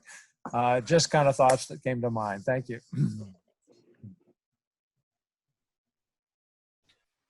Council President Sherman. Thank you. Good information, really appreciate it. And I am pleased to see that Happy Valley has identified in a number of these circumstances as an area that does have this need. And so I will echo the sentiments of Mayors Axelrod and Knapp. And I think, you know, things like first last mile are low-hanging fruit, especially for a city like Happy Valley that has, you know, very specific arterial service, but has, you know, incredible growth opportunities on the east side, where we are seeing both residential and commercial growth that are going to need future support. And so, you know, it's kind of one of those chicken and egg scenarios where the lack of transportation is a hindrance, but as we grow with using more higher density housing, affordable housing, we require that transportation availability as well. So certainly would echo that point. One question though, we've talked a lot about leveraging state funding. Are there any opportunities that could be potentially funded through Metro's planned transportation measure, or is that completely distinct? Thanks. So I would not say it's completely distinct. I would say that through the transportation planning measure, there are some of these corridors, such as McLaughlin, even that when they talk about our Sunrise corridor, we've talked about being able to plan for and make sure it can accommodate transit, wind transit, and the land uses support that transit.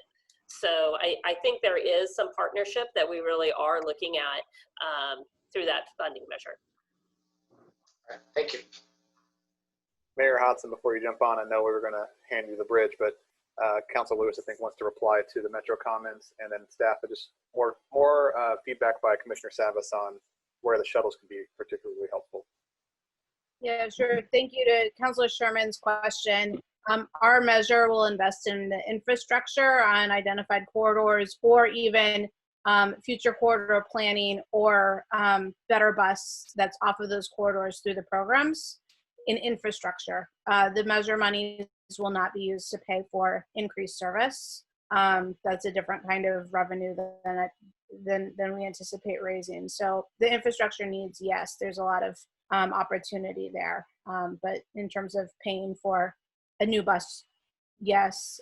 Paying for a bus driver, no.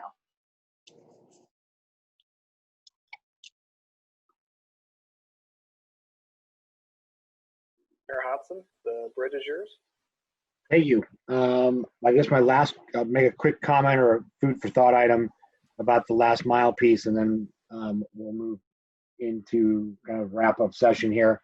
But the last mile piece, has there been any conversation of looking at how we can leverage rideshare as that last mile piece as part of the transit plan. So as a part of the transit plan and that last mile, we are looking at a variety of options and not just shuttles.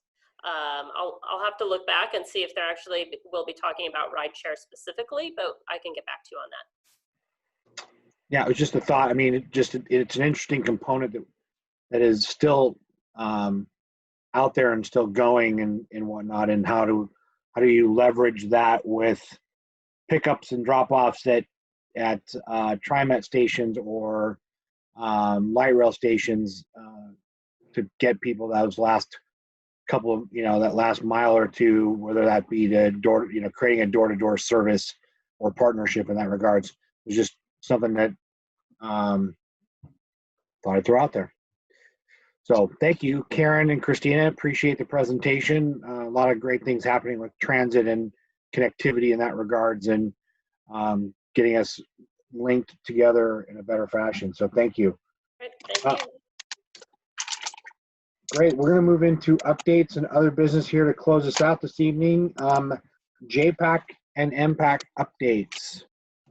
JPAC first. Who wants to take that one? No JPAC updates. Mayor Knapp, you want to jump in? I'm not really prepared. If you have something, go ahead. Okay, I think right now the conversation, at least the briefing from staff, has been that there's been some work with staff trying to figure out, in lieu of perhaps a JPAC trip to Washington, D.C., that maybe there's going to be a virtual kind of a meeting with our federal delegation. I think the conversation, however, is hopefully going towards what the region can agree on. Perhaps this is my spin on it. Maybe we agree on, as we have in the past, on what those projects may be, not from a standpoint of funding those particular projects per se, but to demonstrate the need for those types of projects. And I believe there's also was a discussion or an effort coming from staff that they wanted to look at using programs or as opposed to projects, and perhaps trying to leverage some of the work of the T2020 process. My only concern about that is that the process we go through as an MPO, Metropolitan Planning Organization, is more stringent and meets a lot of federal requirements, whereas the T2020 project didn't have that element. So I think it's important to make sure we follow the process and follow the federal guidelines for that. So that's just an update. I don't know what we're going to do, if we're going to have a virtual meeting, but I would be anxious to once again participate in that. If I could comment on that, I'm the guy who's going to put together that virtual meeting, and we are attempting to put something together with the Metro staff. But something else that we're working on right now that's going to be coming to JPAC soon is, I don't know if you watched it, but Peter DeFazio and his team his committee have put together a bill that came out day before yesterday, or was announced day before yesterday. We got a copy of the bill last night. It's 860 pages long, but it's a transportation funding bill that they're putting out, and it is breathtaking. I mean, it is massive. And the question will be, what's the Senate going to do to respond? And there's growing pressure in the Senate to actually do something, because Mitch McConnell said they were going to do nothing for infrastructure, and now the Senate's saying they have to do something for infrastructure. So we're actually meeting tomorrow. Staff around the region are meeting tomorrow to review what we've got and see what we can take to JPAC as some sort of recommendation, if there are any recommendations that the region can come to. So there's a lot to be dealt with, and we don't have our hands around the whole thing yet, but that's where we are.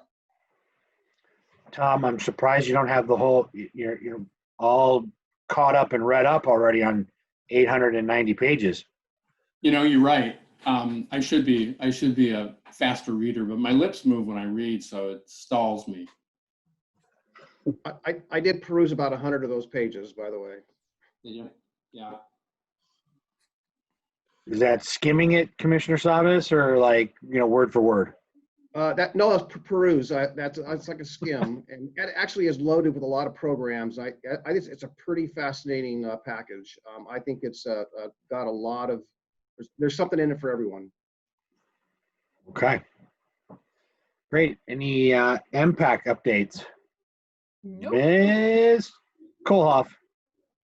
So today was what I had assumed was going to be just a coordinating meeting of the chair of Impact, the first alternate chair, and myself as second alternate chair.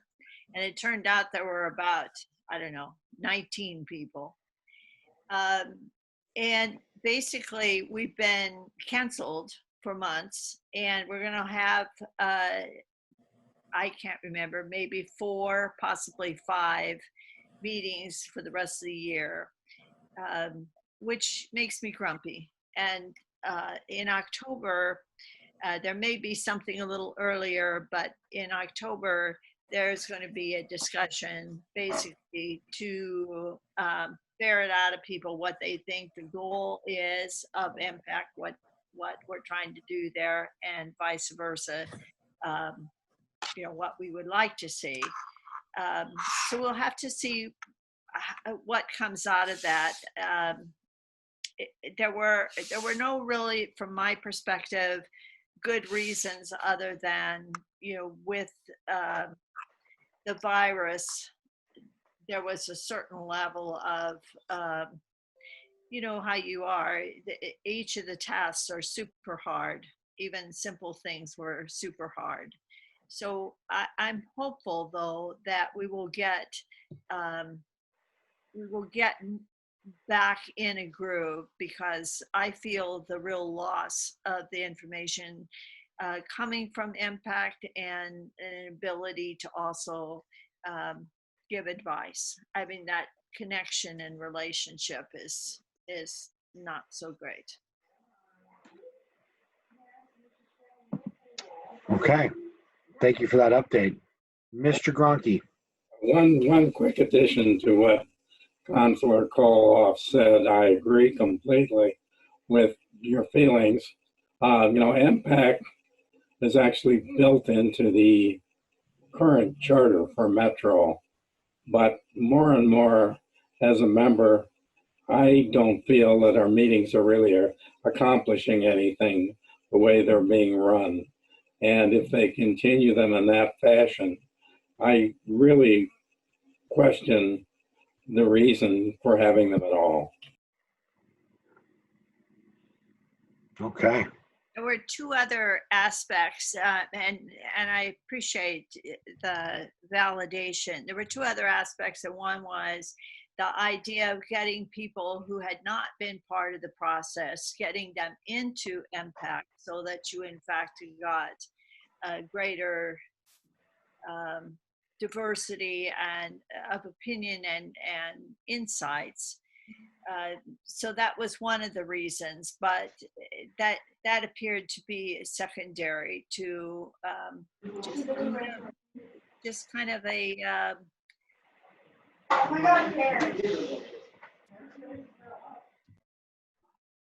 loss of interest, and not by people like Mr. Gronke and I, but some sort of malaise. It's been evident for a while. I mean, when Commissioner Schrader was the chair last year, I was on her all the time not to cancel, and I know she did write some letters trying to get them not to cancel, but it's been much worse this year, to the point of almost having no contact at all.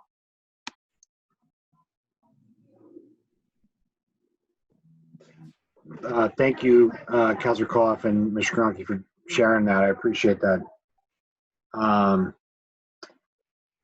R1 Act update. Paul, what do you think?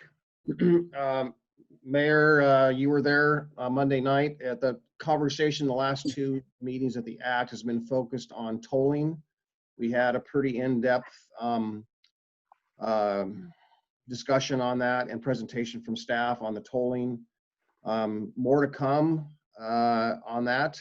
And I believe we're looking at trying or considering, I don't think we're going to be able to do it because of the COVID thing, but they're still trying to entertain a Hood River, a meeting, an R1 Act meeting in Hood River. I don't see that happening. It's been put off, but we'll see where it plays out. Other than that, I think it's going to be focused on for a while on this tolling issue. Yeah, I think the, and Commissioner, correct me if I'm wrong, I think there's a couple other people in our group here that were on that as well. The big piece with the tolling, where I think maybe I've been working on the presumption that with the tolling was going to help pay for the expansion of I-205. And as was made very clear from the meeting on Monday night, was that that is not the case. That the tolling is going to pay for the equipment to install the tolling, and then for the diversion pieces that will need to be paid for or to help mitigate due to the tolling. So that was a big piece. And I think looking at the screen, there was a few other people where that light bulb went off, where they were a little surprised that the tolling, and this is not just for the 205 section, this is also for, we talk about the Rose Quarter piece, was that it's all about helping to figure out how to mitigate the diversion piece. They still don't know what they're looking at in terms of what the window of pricing will be as that fluxes through the day. I think we had a great conversation where we pushed back a little bit. I thought the chair for the OTC was going to be involved in the meeting. He was not, but I think there was a great conversation and support from Washington County representatives as well, about making sure that we really look at how we're going to pay for the whole expansion of the 205 and the Abernathy Bridge, and really went back to say, hey, OTC and the state need to figure out how to make that happen. We've got the funding for the design, which is moving forward. It's a question now of how do we fund the building of the expansion for that stretch. So that was kind of really the big crux of the meeting on Monday night. Commissioner? Yeah, I would agree. The Washington County did put out the idea of forming a committee to work on this. I would just add to that, I think that it's incumbent upon all of us to make sure we engage our legislators, because Mayor, you probably remember, I think Chair Van Brocklin, he's the chair of the Oregon Transportation Commission. I mean, he stated that HB 2017, that was a legislative directive, and we're just doing what we're told. So, and I know that the Clackamas County legislators have worked together in their caucus and to say, well, we didn't support that and we don't support that. So, what those particulars are interesting. And of course, we had them at C4. I wanted to make sure that when we engage C4 in this discussion, we include our legislators. I'm hoping that if this committee is stood up, whether it's a ODOT committee or whether it's a committee of just the interested parties, the jurisdictions, the mayors and the counties, that we make sure we include our legislators in that, because that's where the direction came from. That's where the mandate is, so to speak. And they, as you heard, Mayor, and I'll just tell everyone else, as I keep on probing for the question, how are you going to fund I-205? That question goes unanswered. Yeah, thank you, Commissioner. That's we asked the question too of when the decision was going to be made on what would we know in terms of the value pricing that they're looking at. And as that conversation goes, it's, I think the quote was later in the process, which concerns me, because when we say that, it's one of those things that the project and the conversation gets so far down the road that then they release what that pricing windows are going to look like. Then does it become, well, are we too far down the road then to unravel that? And so therefore it becomes kind of a too big to fail kind of proposition to move forward on the tolling piece. So I know that Mayor Axelrod and Mayor Holliday, and I believe Mayor Stemple are on part of a group of the mitigation of the diversion aspects.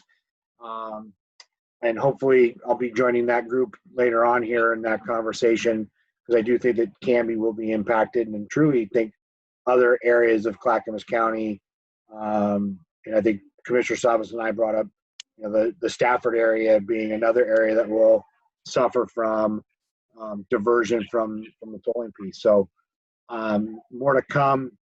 There was a number of different plans presented that show the different, totally messing up the verbiage, but basically the different toll gates that people can go through.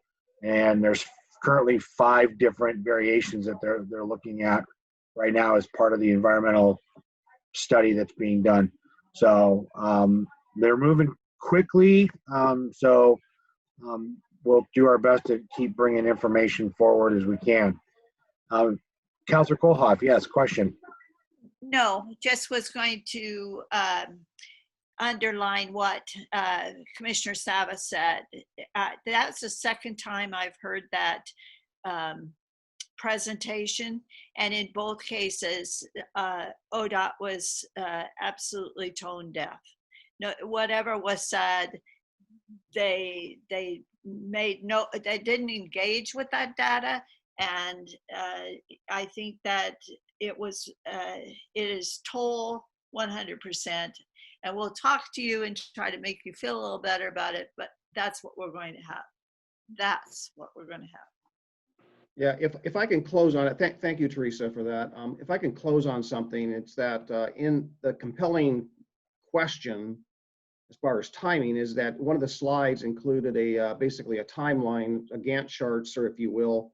And if you look at when the completion of the tolling that they said we'll have the answers, which is 4 or 5 years away, is way out there, 4 or 5 years away, but the construction begins on I-205 supposedly much earlier, but no means of funding it. So it really begs the question. I'm thinking maybe Trent, maybe we can send out to get that ODOT presentation, the PowerPoint, maybe just send it out to our C4 membership so they can review what we're talking about here a little bit. And one thing that when you look at that, if you do, you'll see the word rerouting. They're not using the word diversion.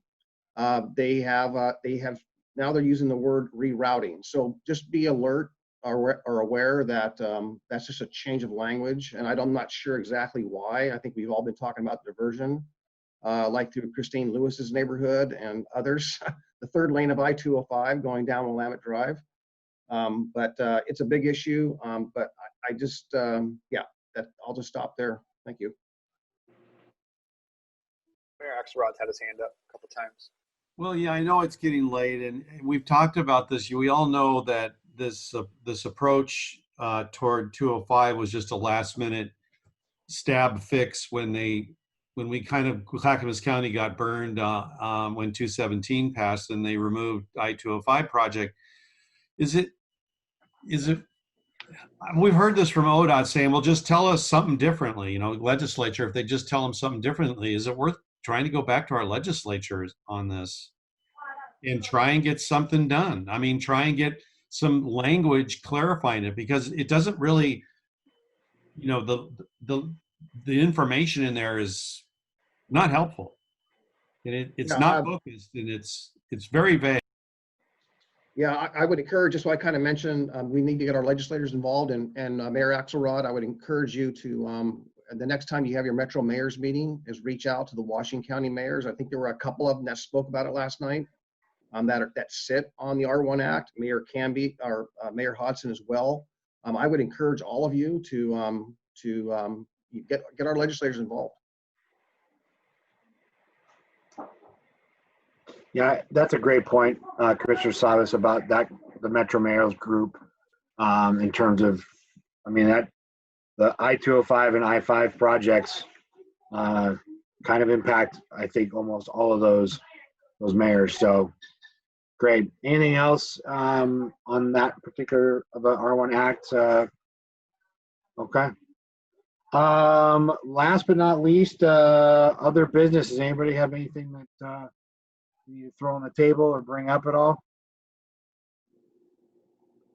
Oh, Mayor Axelrod, there you go. Just a question I meant to ask earlier on the, and I see some of the transportation transit crews stepped off, but are they doing like, I mean, on the transit plan, it might be helpful to have them come talk to our councils.